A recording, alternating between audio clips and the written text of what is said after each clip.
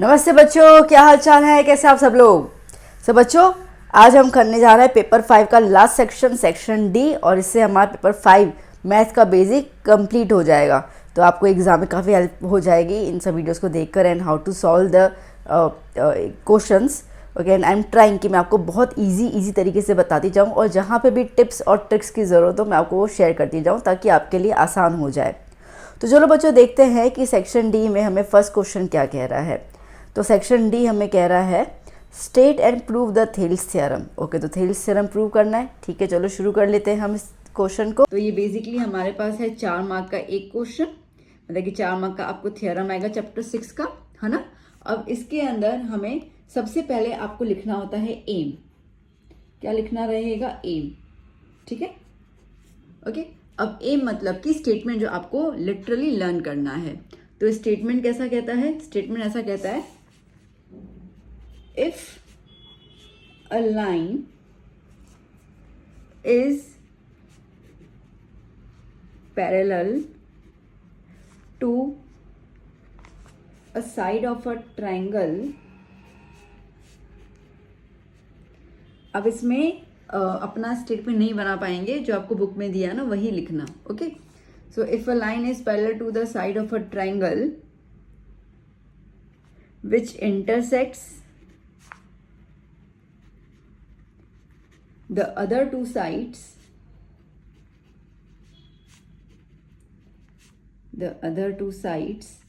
at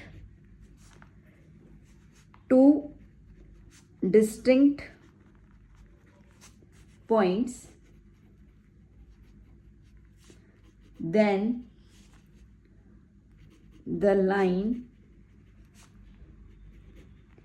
divides those sides of the triangle in proportion। ठीक है, तो क्या कह रहा है? Inverted comma closed. If a line is parallel to a side of a triangle, triangle के 3 साइड्स होते हैं ना, ठीक है। तो उसमें से किसी भी एक साइड के पैरेलल अगर हम लाइन ड्रॉ करते हैं तो बाकी 2 साइड्स को 2 अलग पॉइंट्स पे काटेगी। intersects the other 2 sides at 2 distinct points, then देखो then के पहले जो भी है वो गिवन है, और then के बाद जो है वो प्रूव करना होता है। then the line divides those sides of the triangle in proportion। proportion मतलब कि रेशियो में। ठीक है, तो ये हमारे पास आ गया। अब हम गिवन लिख देते हैं स्टेटमेंट के बाद। देखो, अब गिवन में ना सबसे पहले हम ट्राइंगल ड्रॉ करेंगे, फिगर ड्रॉ करेंगे तो गिवन लिखना आसान होगा। ठीक है, तो देखिए मैं यहाँ पे एक ट्राइंगल ड्रॉ कर लेती हूँ।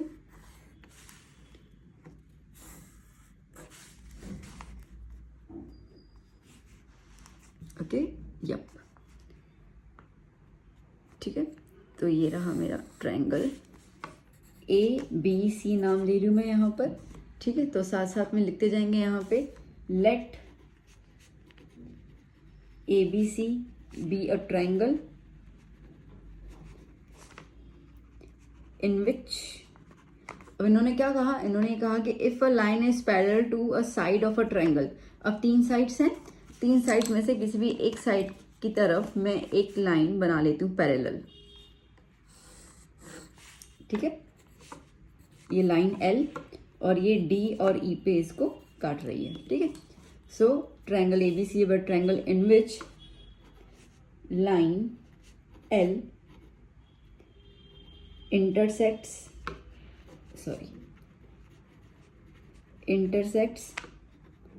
AB and AC at D and E respectively. ठीक है, तो AB और AC को D और E पे वो काट रहा है। ठीक है, क्लियर हो गया। हमें प्रूव क्या करना है भाई? तो हमें प्रूव करना है, देखो यहाँ पर हमें प्रूव करना है कि ये वाला साइड और ये वाला साइड रेशियो में जाएगा, AD अपॉन DB, और ये साइड के रेशियो के इक्वल होगा। ठीक है, ये चीज़ हमें प्रूव करनी है। बात समझ में आई? मतलब कि इन दोनों का आप अपॉन लेते हो, इसके ये अपॉन में दिस और ये अपॉन में दिस, दोनों का रेशियो जो है वो सेम होगा। क्लियर हुआ ये?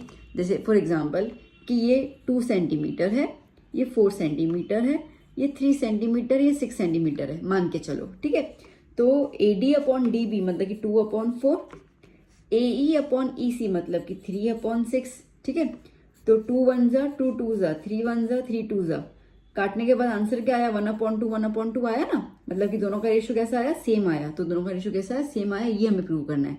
हमें नंबर्स के थ्रू प्रूव नहीं करना, मैं आपको बस बता रही थी कि प्रपोर्शन का मतलब होता क्या है। सो यहाँ पर जब भी, ठीक है, दो साइड्स का प्रपोर्शन लिया जाता है तो इसका मतलब ये है कि उनका रेशियो जो है वो सेम है, ये प्रूव करना है।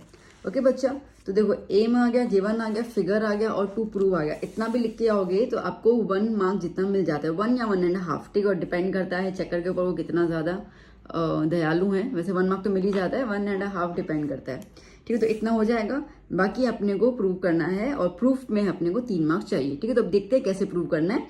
मैं ये वाला फिगर ना, ठीक है, इसको कंप्लीट कर लेती हूँ पहले यहाँ पर मैं। ओके, एक और चीज़ मैं इसको मिटा दूँ,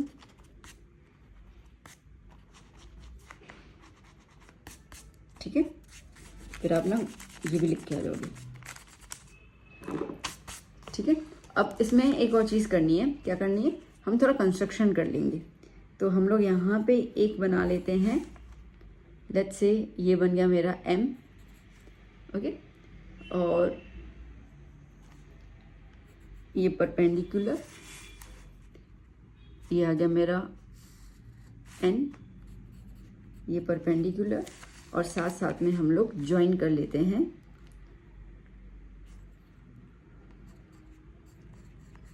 B से E और D से C, ठीक है। और ये चीज़ हम लिख देंगे कंस्ट्रक्शन में। तो अब नेक्स्ट पॉइंट क्या आएगी, एम हो गया, गिवन हो गया, फिगर हो गया, टू प्रूव हो गया। अब क्या आया, कंस्ट्रक्शन। हम कुछ कंस्ट्रक्ट भी तो कर रहे हैं, ठीक है। तो कैसे लिखेंगे हम लोग, हम यहाँ पर लिखेंगे लेट्स कंस्ट्रक्ट या लेट्स ड्रॉ DM परपेंडिकुलर, ये साइन परपेंडिकुलर, ये परपेंडिकुलर टू, अब ये M कहाँ पे लगा हुआ है, AC की साइड में लगा हुआ है ना, तो DM perpendicular to AC and EN perpendicular to AB, ठीक है। ऑल्सो ज्वाइन, अच्छा अब आपने ज्वाइन भी किया, क्या ज्वाइन किया, B से E और D से C ज्वाइन किया। Also join BE and DC, ठीक है, क्लियर हो गया। ओके, अब शुरू करते हैं हम प्रूफ। बट उसके पहले ये वाला फिगर ना मैं थोड़ा साइड में ड्रॉ कर लेती हूँ, बिकॉज हर बार तो मैं चेंज करूँगी तो आपको मज़ा नहीं आएगा। तो मैं ये फिगर को साइड में ड्रॉ कर लेती हूँ, फिर अपन प्रूफ स्टार्ट करते हैं। चलिए बच्चों, ये रहा फिगर, ठीक है, छोटू सा मैंने बना दिया है। आपको एक बार वहीं बनाना है, ये वाला नहीं बनाना, ठीक है ना, बट आपको भी समझाने के लिए मैंने फिगर बनाया है। तो चलिए अब शुरू करते हैं हम लोग प्रूफ से, ठीक है बच्चों। अब देखो, प्रूफ शुरू करने से पहले एक आपको मैं टेक्निक बता दूं, ट्रिक, टेक्निक जो बोलो, ABCD आती है ना, यस मैन, ठीक है, बस ABCD का यूज करना है। ABC हो गया, ठीक है, फिर C के बाद क्या था D के बाद क्या था E, ठीक है, बट वो आप यहाँ नहीं लिखोगे, ABC DE DE, ठीक है, ठीक है। तो ABC, फिर इन तीनों के साथ DE लिख देना है। मैम इसका क्या करेंगे, बता रही हूँ मैं, रुको तो सही, ठीक है। अब मैं हर एक चीज़ पे आती हूँ। अब हम शुरू करेंगे यहाँ पर, एज वी नो दैट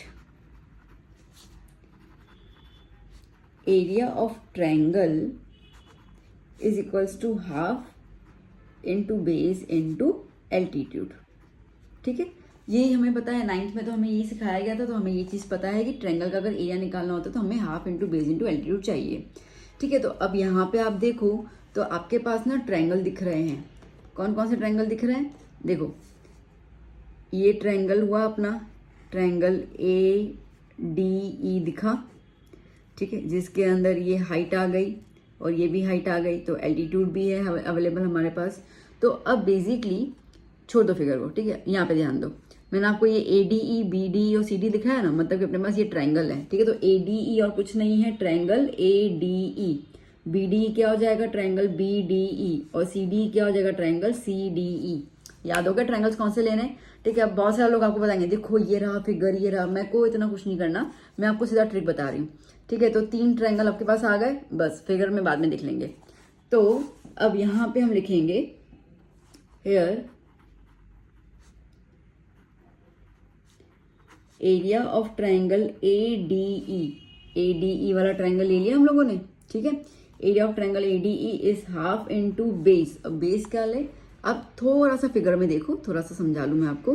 देखो ए डी ई ये ट्राइंगल है, देखो ए डी ई ये ट्राइंगल है, हाँ जी है। अब इसके अंदर ये रहा हाइट। देखो हम लोग 9th में जब ट्राइंगल देखते आते तो क्या करते थे हम लोग, ये ट्राइंगल हुआ और एक वर्टेक्स से जब अंदर की तरफ लाइन ड्रॉ करते थे उसको हाइट बोलते थे, ठीक है। नहीं तो बेसिक चीज़ पता है ना, बस वही तो चीज़ है, ठीक है। वही तो चीज़ है कि हम लोगों को यहाँ पे ट्राइंगल ए डी ई दिया हुआ है और ये ई से क्या आ रही है बच्चा, हाइट आ रही है, ठीक है। ये सॉरी डी एम ना, हाँ ठीक है। पहले वाला ले लेते हैं डी एम, कुछ भी लो फर्क नहीं पड़ता, ठीक है। पहले हम ये लेते हैं, तो ये क्या हो गई, हाइट आ गई। यहाँ पर एक डी एम हाइट है और एक ई एन हाइट है, दो हाइट है ना हमारे पास, ठीक है। अपने सबसे पहले हम क्या लेते हैं, ई एन वाली हाइट ले लेते हैं। क्या लेते हैं हम लोग, ई एन वाली हाइट ले लेते हैं, ठीक है। समझ आ रहा है। तो देखो ये ट्राइंगल हुआ हमारे पास A B C, okay, A D E, और इसमें हमने हाइट ले ली ई एन वाली, ठीक है। अब ई एन वाली की हाइट के यहाँ पे ये वाला साइड क्या है, ये जो साइड होगा उसको बेस कहा जाएगा और अंदर वाली लाइन को हमें हाइट कहना है, मतलब एल्टीट्यूड। तो ये ए डी हुआ, ये ए डी हुआ, तो क्या लिखेंगे हम लोग, A D into E N, ठीक है। बन गया हमारा ये। चलो similarly for area of triangle, अब ए डी ट्राइंगल यूज हो गया, अब क्या ट्राइंगल यूज करना है अपने को, बी डी ई। क्या यूज करना है, B D E. Similarly for triangle B D E is equals to half into, ठीक है। अब ना देखो यहाँ पर ये रहा बी डी, ये रहा बी डी, ठीक है। ए डी के नीचे वाला बी डी हमें यही तो चाहिए, तो बेस में क्या लिख दोगे, बी डी, और हाइट ये वाली एज इट इज, ठीक है। अभी आप बोलोगे मैम कैसे, देखो समझा रही हूँ मैं, बट कोई सेंस बनता नहीं है आपको, क्या मैं कंफ्यूज करूँ। देखो अपने को पता है ना कि एक ऑब्ट्यूज ट्रायंगल होता है, एक ऑब्ट्यूज ट्रायंगल होता है, ठीक है। ऑब्ट्यूज में हाइट हमेशा बाहर की तरफ बनती है, बात आई समझ में। तो अब अगर आप यहाँ पे ट्रायंगल देखो B D E, B D E, B D E, ये ट्रायंगल नजर आया आपको। अब इसकी ये जो हाइट है वो उसकी बाहर की तरफ बन रही है, ठीक है। तो इसके लिए मैंने कहा इतना मत सोचो, अब सिंपल ये देखो, अब सिंपल ये देखो कि ए डी के नीचे मुझे क्या चाहिए था, बी डी चाहिए था, टू प्रूव याद करो, देखना है। चलो हमने टू प्रूव क्या लिखा था, A D upon D B, और ये क्या लिखा है, ए अपॉन ए सी, ठीक है। तो ए डी के नीचे क्या आना चाहिए, डी बी आना चाहिए, बस इतना ज़्यादा सोचने की जरूरत है नहीं, हमें थोड़ी वहाँ पे एक्सप्लेन करना है, हमें तो वहाँ पे से लिख के आ जाना है। तो इसके लिए ट्रिक्स देखो, तो हाफ ए डी की जगह बी डी और ये सेम एज इट इज, ठीक है। अब इसका अपॉन था ना, मतलब रेशियो लेंगे हम लोग, so taking ratio of equation 1 and 2, ठीक है। So therefore area of triangle A D E upon area of triangle B D E is equals to half into A D into E N upon half into B D into E N, ठीक है। इन दोनों को अपन ने ratio में लिख दिया। देखो half half cancel out, E N cancel out हो गया ना। क्या बच गया मेरे पास, मेरे पास बच गया therefore area of triangle A D E is equals to A D upon area of triangle B D E is equals to B D. ये मेरा इक्वेशन नंबर 3। समझ में आया, ये समझ में आया बस। अब देखो देखो यहाँ पर टू प्रूव, देखो हमें A D upon D B prove करना था, देखो अपन ने प्रूव कर लिया A D upon D B. अब दूसरा क्या प्रूव करना है, ए ई अपॉन ई सी, फिर से वही टेक्निक, ठीक है, फिर से वही चीज शुरू करनी है ए ई और ए सी के लिए। तो चलो आजा देख लेते हैं हम लोग। Now for area of triangle, अब देखो ये भी यूज हो गया, ए डी ई यूज हो गया, डी बी ई यूज हो गया, अब सी डी ई, बट हमें तो दो ट्रायंगल चाहिए ना मैम, यहाँ पर तो एक ही बचा। ए डी ई जो है वो डुप्लीकेट का रोल प्ले कर रहा है, ठीक है। तो वरुण धवन का डुप्लीकेट है ना वो, तो उस तरीके से ए डी ई 2 बार आया, एक बार यहाँ पे आया, अब एक बार नीचे की तरफ आ जाएगा, ओके। सो यहाँ पे क्या हो जाएगा फिर से ADE, so for area of triangle ADE half into base. Okay, अब देखो बच्चा जी, ये रहा मैं ट्राइंगल ड्रॉ कर रखा था, तो अब ये ADE में दो एल्टीट्यूड्स है ना, ये EN वाला तो अपन ने यूज़ कर लिया, अब ये वाला यूज़ करना है DM वाला, और इसके लिए बेस क्या हो जाएगा AE, बेस क्या हो जाएगा AE, तो AE बेस हो गया और हाइट क्या हो गया DM, हाइट क्या हो गया DM। ठीक है, ये number 4। Similarly for area of triangle CDE, ला CD बचा था ना, ठीक है। अब क्या करना है, कुछ नहीं करना ना, AE के नीचे कौन सी साइड जा रही है EC, AE के नीचे कौन सी साइड जा रही है EC, बस लिख दो EC, तो EC या CE जो लिखना है, ठीक है। मल्टीप्लाई बाय क्या हो जाएगा DM, ये नंबर 5, ठीक है। बस चलो अब इनको भी कंपेयर कर लेते हैं। So therefore area of triangle ADE upon area of triangle BDE is equals to half into AE into DM upon half into CE into DM। Half half cancel, DM DM cancel, क्या बच गया AE upon EC या CE जो भी लिख दो। So therefore area of triangle ADE upon area of triangle BDE is equals to AE upon EC।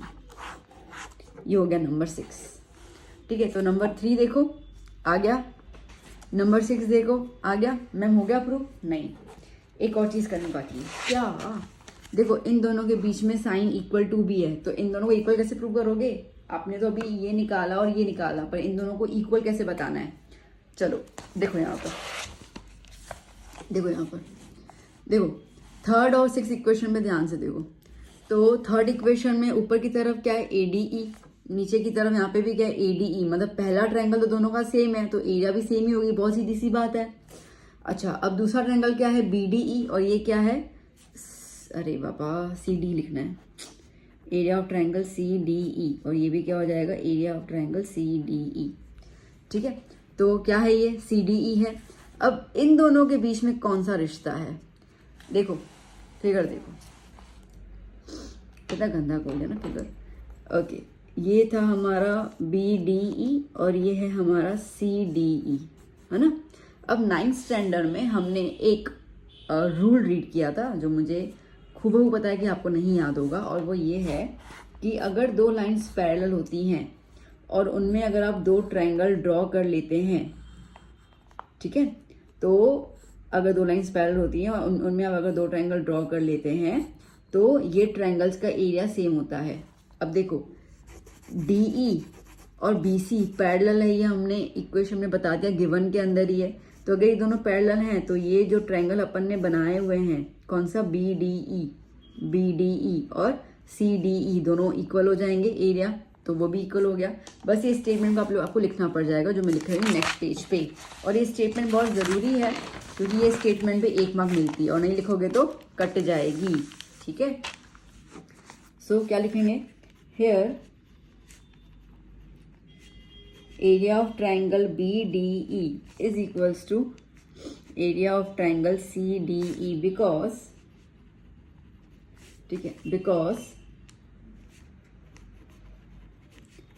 They have same base, दोनों का बेस सेम है ना।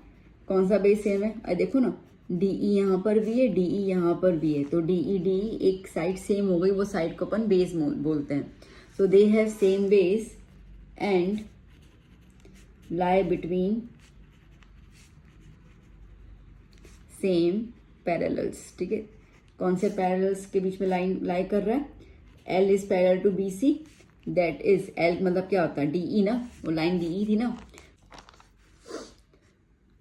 DE पैरेलल टू BC, ठीक है। ये हो गया। अब इस इक्वेशन को नंबर 7 नाम दे दो, ठीक है। सो देयरफॉर फ्रॉम इक्वेशन 3 जो हमने AD अपॉन DB लिखा था, इक्वेशन 6 जो AE अपॉन EC लिखा, और इक्वेशन 7 से हम बोल सकते हैं कि AD upon DB is equals to AE upon EC। Hence proved. ठीक है, डन बच्चों, क्लियर। चलो चलते हैं नेक्स्ट क्वेश्चन की ओर। ना बच्चों 48th क्वेश्चन क्या कह रहा है 48th। A girl of height 90 centimetre is walking away from the base of a lamp post at a speed of 1.2 metre per second. If the lamp is 3.6 meter above the ground, find the length of her shadow after 4 seconds. Okay. A girl of height 90 centimeter, एक लड़की है जिसकी height 90 centimetre है, is walking away from the base of the lamp post. ठीक है, lamp post से वो दूर जा रही है at a speed of 1.2 metre per second. ठीक है, जैसे कि ये लैम्प पोस्ट है, ओके, और ये लड़की है। ठीक है, ये लड़की जो है वो 90 सेंटीमीटर की है और वो लैम्प पोस्ट से दूर जा रही है at the speed of 1.2 metre per second. अगर lamp post, if the lamp post is 3.6 metre above the ground से ये पोस्ट जो है, ठीक है, ये ग्राउंड से 3.6 सेंटीमीटर की ऊंचाई पर है। Find the length of her shadow after 4 seconds. तो 4 सेकंड्स के बाद, ठीक है, उसका शेडो कहाँ होगा, मतलब उसका लेंथ क्या होगा शेडो का, वो हमें बताना है। ठीक है बेटा, तो चलो शुरू करते हैं इस क्वेश्चन को। ना बच्चों थोड़ा फिगर ड्रॉ कर लेते, थोड़ा सा आइडिया आ जाएगा हम लोगों को। सो एक लैम्प पोस्ट है,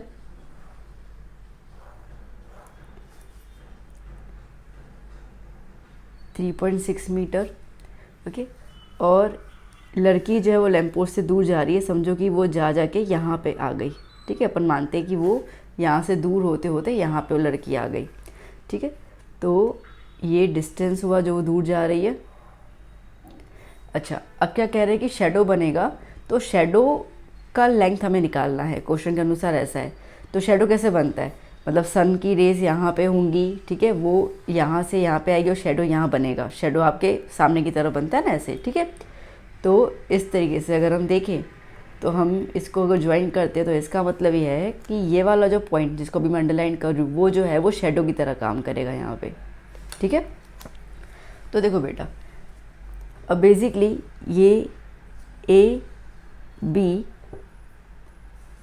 C D E ये मैंने नाम दे दिए और इनको थोड़ा सा अपन लिख देते हैं। Here AB is the height of lamp post। ठीक है, उसके बाद हम लोग BD is distance covered by a girl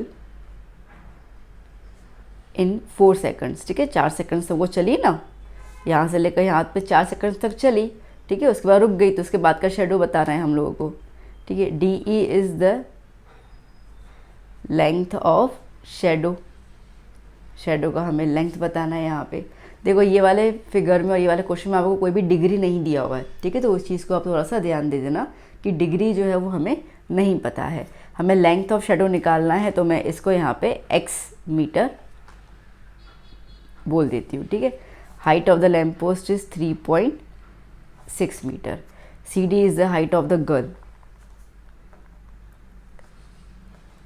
CD is height of girl that is 90 centimetre, मतलब कितना हो जाएगा 0.9 मीटर। ठीक है बेटा, देखो ये सब कुछ चीज़ें जो है वो मैंने यहाँ पे लिख दी। एक बार क्वेश्चन दोबारा देख लो, समझो क्या कह रहा है। अ गर्ल ऑफ हाइट 90 सेंटीमीटर, ठीक है, लड़की की हाइट 90 सेंटीमीटर है, वॉकिंग अवे मतलब कि जो लैम्प पोस्ट से वो दूर जा रही है और वो कितनी स्पीड में चल रही है, वो चल रही है 1.2 मीटर पर सेकंड की स्पीड में। लैम्प पोस्ट की हाइट दी हुई है, कह रहा है कि find the length of her shadow after 4 seconds. ठीक है, इसका मतलब कि वो 4 सेकंड तक चली है ना, वो 4 सेकंड तक चली है, उसके बाद वो रुक गई, उसके बाद उसका शेडो बन रहा है, वो शेडो का हमें लेंथ बताना है। तो यहाँ पे वो 4 सेकंड तक चली, तो 4 सेकंड तक इसने BD का डिस्टेंस कवर किया है। ठीक है, और उसके बाद ये वाला जो है वो लेंथ ऑफ शेडो। ठीक है, यहाँ पे इसका शेडो बन रहा है। ठीक है बेटा, अब क्लियर हुआ सब कुछ। तो चलो अब इस क्वेश्चन को आगे कंटिन्यू करते हैं। देखो बेटा, लड़की की स्पीड दी हुई है 1.2 मीटर पर सेकंड। इसका मतलब कि 1 सेकंड में वो डिस्टेंस कितना कवर कर रही है 1.2 मीटर। ठीक है, that means in 1 second the distance covered is 1.2, तो वो 4 सेकंड्स में कितना कर देगी, 4 सेकंड्स में कितना कर देगी। तो जो बी डी था, जो डिस्टेंस कवर करना, ठीक है, B D is equals to कितना हो जाएगा 4 × 1.2 मीटर, दैट इज़ मल्टीप्लाई कर ले हम लोग तो कितना हो जाएगा 4.8 मीटर वो लड़की डिस्टेंस कवर कर लेती है। ठीक है, इतना क्लियर हो गया। नाउ अब जैसे मैंने कहा कि इसमें आपको कोई एंगल नहीं दिया हुआ, कोई थीटा नहीं दिया हुआ, 60-30 कुछ दिया हुआ नहीं है, तो अब कैसे सॉल्व करें, क्योंकि उसके लिए तो हम साइन कॉस टेन लगा लेते थे, अब तो कुछ है नहीं हमारे पास। तो हम लोग क्या करेंगे, हम लोग फिगर को दोबारा देखेंगे। देखो देखो फिगर बेटा, ये बी डी अभी अभी हमने निकाला, कितना निकाला 4.8 मीटर।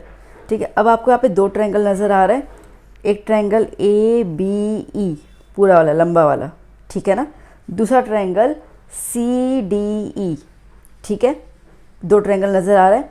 अच्छा, अब अगर मुझे इन दोनों ट्रायंगल को सिमिलर प्रूव करना हो तो मैं कर सकती हूँ। तो देखो ए बी ई में एंगल ई आएगा और सी डी ई में भी एंगल ई आएगा, तो एक तो ये एंगल ई कॉमन हो गया, चलो ठीक है। फिर उसके बाद ये ए बी ई में एंगल बी 90 और सी डी ई में एंगल डी 90, तो ये 90 भी हो गया। तो बाय ए है ना, बाय ए क्राइटेरिया ये जो बड़ा वाला ट्रायंगल है ए बी ई, ये छोटे वाले ट्रायंगल के सिमिलर हो गया बिल्कुल, लिखेंगे अभी, ठीक है, पर मैं आपको समझा दूँ मैं। तो अब उस हिसाब से बेटा ये हमारा ट्रायंगल सिमिलर प्रूव होगा, तो उनके साइड्स को रेशियो में ले सकते हैं। हाँ मैम बिल्कुल ले सकते हैं। अच्छा अब सुनो, देखो हमें है ना लड़की की हाइट दी हुई है 0.9 मीटर, है ना, तो मतलब कि मुझे ये दोनों साइड्स दी हुई हैं, तो मैं A B upon C D को ले सकती हूँ रेशियो में। दूसरा बी डी मैंने निकाल दिया, तो वो दिया हुआ है देखा जाए तो मुझे डी ई निकालना है, ठीक है, तो मैं इसको भी बी ई और डी ई को भी ले सकती हूँ मैं, ठीक है। अच्छा बी ई के लिए आप देखो, तो बी ई के लिए आप देखो 4.8 प्लस क्या हो जाएगा x, इतना कवर हो जाएगा, ठीक है। तो बस इनको ही हमें वहाँ पे लिखना है, तो चलो शुरू करते हैं और लिखते हैं। ओके, तो now consider triangle A B E, ये ग्रेटर वाला triangle, and triangle C D E, ठीक है, ये स्मॉलर ट्रायंगल, इसके अंदर angle E is equal to angle E common angle, और angle A B E is equals to angle C D E 90 degree each. So therefore by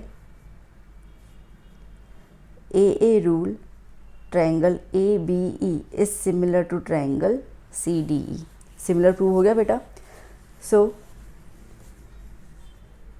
therefore by CPST मतलब ये corresponding parts of similar triangles, ठीक है, CPST के हिसाब से हम sides को रेशियो में ले सकते हैं। तो क्या ले सकते हैं हम लोग, B E upon C E is equals to A B upon C D. ये लैम्पोस्ट की हाइट हो गई, ये लड़की की हाइट हो गई, ये पूरा का पूरा बेस आ गया और ये शेडो का लेंथ आ गया, ठीक है ना, सब आ गया ना इसके अंदर। ओके सॉरी डी ई आएगा यहाँ पर, हाँ ठीक है। तो अब यहाँ पे वैल्यूज़ लगा दे, तो मैंने बी ई बता दिया था आपको 4.8 प्लस एक्स, ये अपॉन में एक्स, ये 3.6 और ये 0.9। सो 4.8 प्लस एक्स अपॉन एक्स, ये डेसिमल रिमूव कर दूँ तो 36/9 हो जाएगा, है ना, 9 1 ज़ा 9 4 ज़ा। So 4.8 plus x upon x is equals to 4, ये एक्स को यहाँ पे शिफ्ट कर दो, तो 4.8 plus x is equals to 4x, ठीक है, ये x को यहाँ पे ले लो, तो 4.8 is equals to 4x minus x, तो 4.8 is equals to 3x। So 4.8 upon 3 is equals to x, है ना। So x is equals to क्या हो जाएगा 4.8 अपॉन 3, 3 1 ज़ा 3, 0.1 कैरी, 3 6 ज़ा 18, तो कितना हो जाएगा 1.6 मीटर। अब ना मुझे पता नहीं पीछे आंसर मीटर में सेंटीमीटर में, ये मीटर में भी आया, अगर आपको सेंटीमीटर में लिखने को बोले तो कितना हो जाएगा, इंटू 100 कर लो तो 160 सेंटीमीटर। मैंने पीछे आंसर चेक नहीं किया, एक बार आप देख लीजिएगा फिर जो भी आपका आंसर हो, ठीक है। So thus the shadow of girl is 1.6 metre long. ठीक है बेटा, क्लियर? तो बस इस तरीके से आपको करना था। चलो नेक्स्ट क्वेश्चन शुरू कर लेते हैं अभी। 49th question, check whether the following are quadratic or not. ठीक है, x minus 2 whole square plus 1 is equals to 2x minus 3।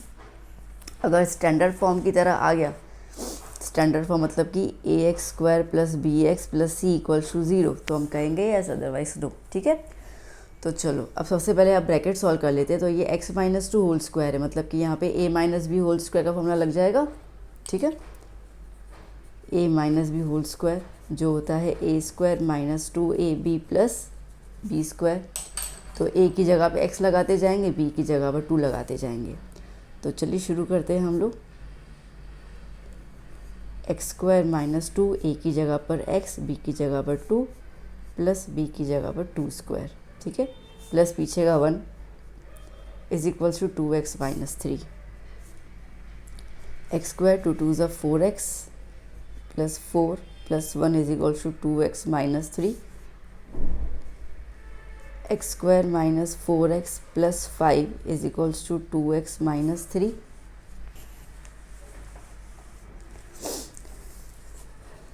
So x square minus 4x plus 5, ये पूरे टर्म्स को अंदर ले लो तो ये माइनस 2x हो जाएगा, ये माइनस 3 का प्लस 3 हो जाएगा।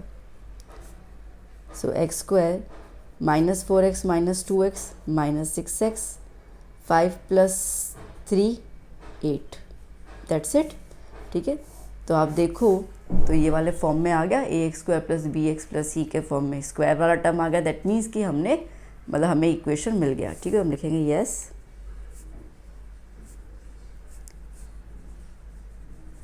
It is a quadratic equation. ठीक है, सेकंड देख लेते हैं हम लोग।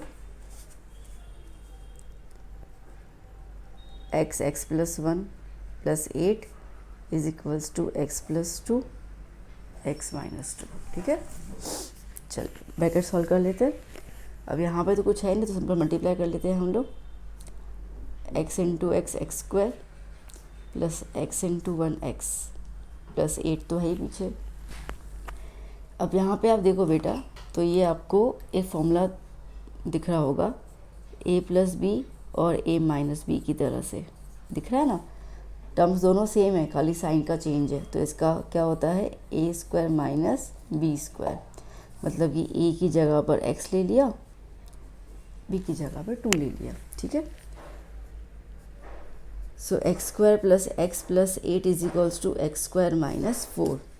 ठीक है, ये दोनों टर्म्स को यहाँ पे अंदर ले लेते हैं हम लोग।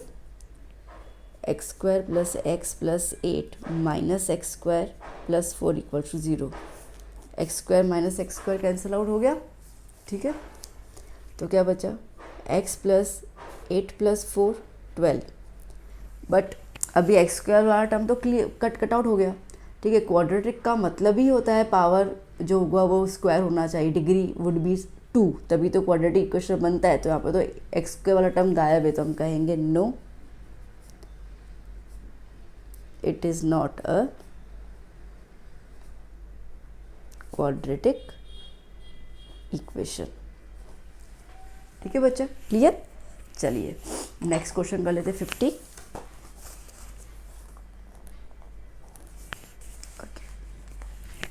क्या कह रहा है, a sum of 700 rupees is to be used to give 7 cash prizes to students of a school for their overall academic performance. ठीक है, 700 रुपये टोटल है, वो बच्चों में डिस्ट्रीब्यूट करने हैं 7 प्राइजेस के तौर पर। If each prize is 20 rupees less than the preceding price. ठीक है, तो सबसे पहले ज़्यादा प्राइस, फिर 20 रुपये कम करते जाना है प्राइस में। तो find the value of each prizes, तो हर एक प्राइस का वैल्यू क्या है वो हमें बताना है। तो बेसिकली आपको सम तो दिया हुआ है यहाँ पर। ठीक है, सम आपको दिया हुआ है 700। तो हम यहाँ पे SN तो 700 लिख दें। ठीक है, टोटल कितने प्राइजेस हैं, 7 कैश प्राइजेस देने हैं अपने को। ओके, और कह रहा है कि 20-20 रुपये कम होते जाएंगे। तो अगर हम यहाँ पे एपी कंडक्ट करना चाहें तो हम ऐसा कर सकते हैं कि एक को x मिला, फिर दूसरे वाले को 20 कम है तो x माइनस 20, फिर तीसरे वाले को 20 कम है तो x माइनस 40। ठीक है, ऐसे करते करते जाएगा ये। तो जिसमें a की वैल्यू तो x हो गई और d की वैल्यू आप देख सकते हो माइनस 20 हो जाएगी। ठीक है, इतना क्लियर हो गया। देखो a2 माइनस 7 होता है ना, a2 लिख दिया, माइनस a1 कैंसिल आउट हो गया, क्या बचा माइनस 20। ठीक है, नॉर्मल कॉमन सी बात है। SN आपको दिया हुआ है, a और d आ गया। टोटल आपको 7 प्राइजेस देने हैं तो n कितना है, 7 है। तो SN की फॉर्मूला लगा देते हैं। SN is equals to n/2 2a plus n minus 1 d। 700 is equals to 7/2 2a की जगह पर x, 7 माइनस 1 और d की जगह पे माइनस 20। तो 700 is equals to 7/2 2x plus 6 into minus 20। ये 2 को यहाँ पे ले लो, और नहीं अभी नहीं, रहने दो। 700 is equals to 7/2 2x plus minus minus 6 20 ज़ा 120। ये 2 कॉमन निकलेगा, 2 कॉमन निकाल दो क्योंकि 2 की टेबल में 120 तो आता ही है। तो ये 2 बाहर आ गया तो x बचा, माइनस 120 क्या होता है, 120 होता है 60 2 ज़ा 20। ठीक है, तो ये 2 बाहर निकल गया, क्या बचा 60। मैं ये एस के लिए करूँ कि बहुत सारे बच्चे मेरे देखे हैं उनको कॉमन निकालना समझ नहीं आता। ठीक है, तो that's why I am trying कि मैं ईजीएस्ट तरीके से आपको बता दूँ कॉमन ऐसे निकाल दे। जिनको आता है वो बहुत अच्छी बात है। 2 कैंसिल आउट कर लिया। ठीक है, तो 700 is equals to 7x minus 60। ये 7 को नीचे ले लो, 700 divide by 7 is equals to x minus 60। 1 ज़ा 100, 100 is equals to x minus 60। इसको यहाँ पे ले लो, 100 plus 60 is equals to x। तो x कितना आ गया बच्चा, 160। ठीक है, हमारा AP क्या है, हमारा AP है x माइनस 20 x माइनस 40। तो इसका मतलब कि प्राइसेस क्या हो जाएंगे, thus the values of prices are ₹160। फिर 20 रुपये कम कर दो 40, फिर और 20 कम कर दो 120, और 20 कम कर दो 100, 80, 60 कितने हो गए, 1 2 3 4 5 6 7 करने ना। Okay, ₹40 answer. ठीक है, डन। चलिए नेक्स्ट क्वेश्चन 51।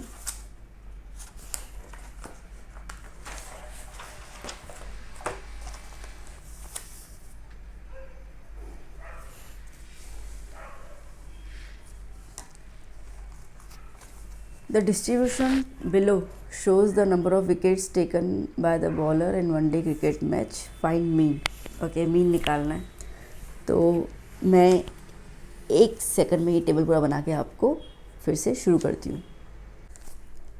सो बच्चों, टेबल ये रहा जिसमें हमें क्लास इंटरवल दिए हुए हैं, फ्रीक्वेंसी दिया हुआ है। मीन निकालना है तो इसके लिए पहले हम एक्साई तो निकाल ही दें, जिसका फॉर्मूला होता है upper limit plus lower limit divide by 2। ठीक है, सो 60 प्लस 20 80, 80 डिवाइड बाय 2 कितना हो जाएगा 40। ओके, ये 60 प्लस 100 160 डिवाइड बाय 2 80, फिर आपके पास मिल जाएगा 125। ठीक है, इनका प्लस करेंगे 400 तो 200 आ गया इसका। ओके, फिर ये हो जाएगा हमारे पास 600 तो 300, और ये हो जाएगा 800 तो हो गया 400। ठीक है, ओके। अब देखो बेटा, यहाँ पर ना क्लास इंटरवल सेम नहीं है। यहाँ 40 का गैप है, यहाँ 40 का है, यहाँ 50 हो गया, यहाँ 100 हो गया, है ना। यहाँ पर भी 100, मतलब गैप सेम नहीं है। गैप सेम नहीं है तो इन्होंने मेथड का नाम नहीं दिया है, बट इसके अंदर फिर आप ना वो स्टेप डेविएशन वाला फॉर्मूला तो मत करना। ओके, तो आपके पास 2 है, या तो आप डायरेक्ट मेथड में जाओ या तो फिर आप ना अज्यूम्ड मीन मेथड में जाओ, ठीक है। तो मैं यहाँ पे डायरेक्ट मेथड कर लेती हूँ। तो इसके लिए FI वाला कॉलम में बना दिया, ये हो गया मेरा FI, ठीक है। तो मल्टीप्लाई कर लेते हैं हम लोग अभी इन सबको। तो 7 × 40 280, फिर आएगा 400, 16 × 125 मिल जाएगा मेरे को 2000, देन 2400, 600 और ये 1200, ठीक है। इन सबको अगर हम प्लस कर लेते हैं सिग्मा FI XI, तो इन सब का प्लस मिल जाता है 6880, ओके। और इसको प्लस कर लेंगे सिग्मा FI, तो उन्होंने क्वेश्चन में दिया हुआ है, नहीं क्वेश्चन में नहीं दिया हुआ है, तो हमें इन सबको प्लस करना पड़ेगा, ओके। 1245, ठीक है। तो x bar is equals to sigma FI XI upon sigma FI, ठीक है। I am using the direct method. तो x bar is equals to 6880 upon 45, ठीक है। सो इसको डिवाइड करेंगे, तो डिवाइड करने पे हमें आंसर मिलेगा 145, ओके, 152.89,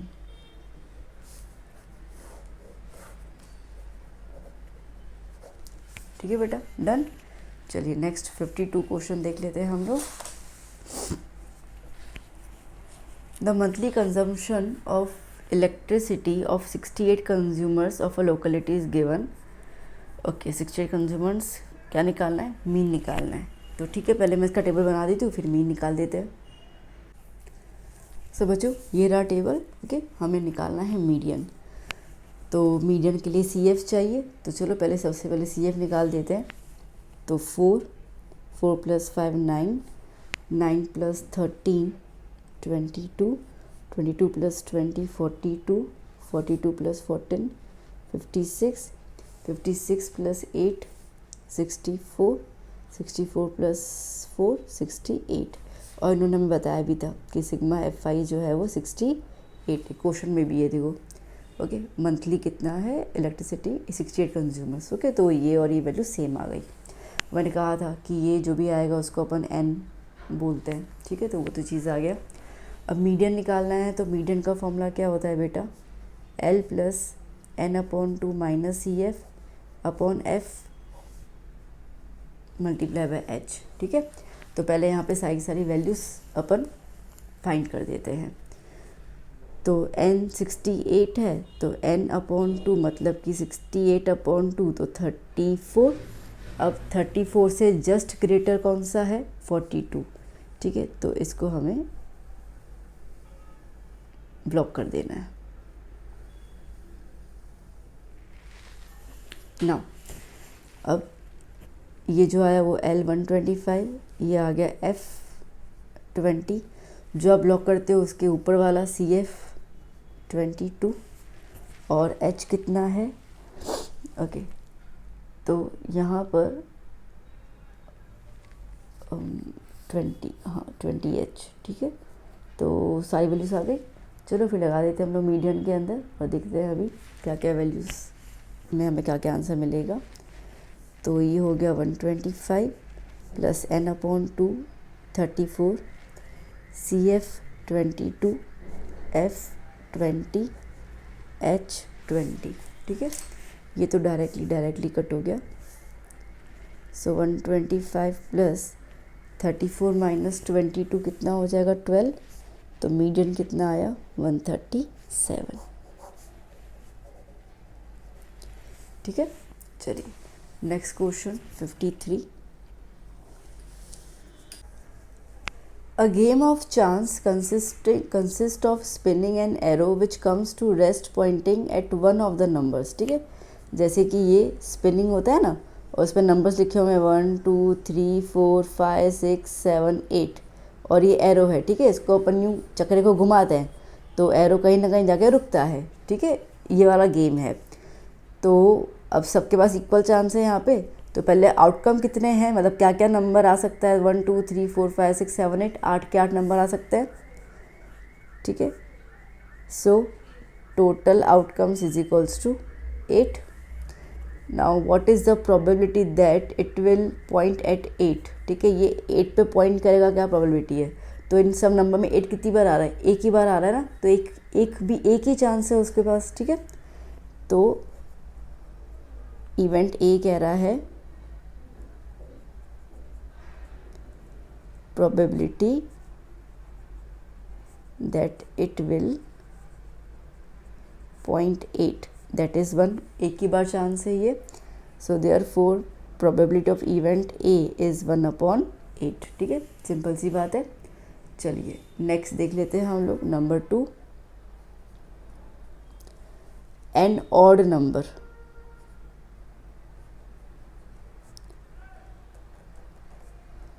अब टोटल नंबर आउटकम्स क्या हैं, 1 2 3 4 5 6 7 8 है, तो यही, ठीक है। इनमें ऑड नंबर्स कौन से हैं, तो ये हो जाएगा 1 3 6 5 7, तो 1 2 3 4। So probability of the event B is 4/8, that is 1/2। Simple.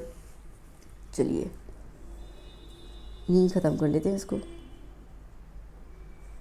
C event क्या कह रहा है, अ नंबर ग्रेटर देन 2, ठीक है, ग्रेटर देन 2। अब 2 से ज़्यादा कौन से हैं, सारे के सारे आ जाएंगे, तो 1 2 3 4 5 6, ठीक है। 6 नंबर जो है वो ग्रेटर देन 2 हैं।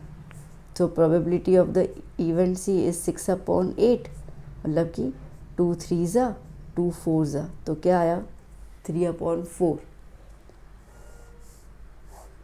एक और है, ठीक है, 4th number D, a number less than 9, less than 9। अब लेस देन 9 तो मतलब सारे के सारे नंबर आ जाएंगे, ऑलमोस्ट ऑल 8 8। तो probability of the event D is 8/8, मतलब आंसर क्या आया 1, ठीक है। Done, clear. चलिए 54 क्वेश्चन कर लेते हैं। 54th question, a die is thrown once, find the probability of getting. Okay, die को हम एक ही बार उछाल रहे हैं, तो टोटल आउटकम्स कितने हो जाएंगे, टोटल आउटकम 6, कौन से 1 2 3 4 5 और 6, ठीक है, यही होंगे हमारे पास। ओके, अब फर्स्ट, अब मैं इसको थोड़ा शॉर्ट में लिखती जा रही हूँ क्योंकि स्पेस थोड़ी सी कम है। Okay, so find the probability of getting a number greater than 4, ठीक है। 4 से ज़्यादा नंबर कौन से हैं, 5 और 6 दो ही नंबर है। So number greater than 4 is 2, ठीक है, दो ही नंबर है 5 और 6। सो प्रोबेबिलिटी क्या हो जाएगी 2/6, दैट इज़ 1/3। नंबर 2, ओके, क्या है 4 और अ नंबर लेस देन 4, ठीक है। बी इवेंट में 4 चाहिए या तो फिर लेस देन 4 चाहिए। तो लेस देन 4 मतलब 1 2 3 4, 4 और 3 उससे कम है, तो टोटल 4 नंबर हो गए। सो बी के लिए क्या हो जाएगा 4/6, 2 2 ज़ा 2 3 ज़ा, क्या आया 2/3 आंसर, ठीक है। फिर हम बात करते हैं third, C event, a prime number.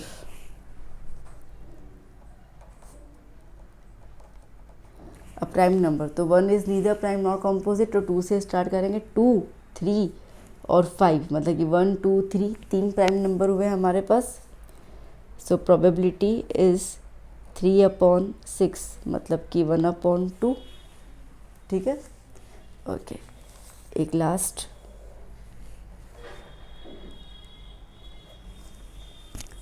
6 और a number smaller than 6, D event, 6 और लेस देन 6, तो सारे के सारे नंबर आ जाएंगे ना फिर तो इसके अंदर। ओके, तो 6 के 6 नंबर आ गए, तो क्या आ गया प्रोबेबिलिटी इज इक्वल्स टू 1।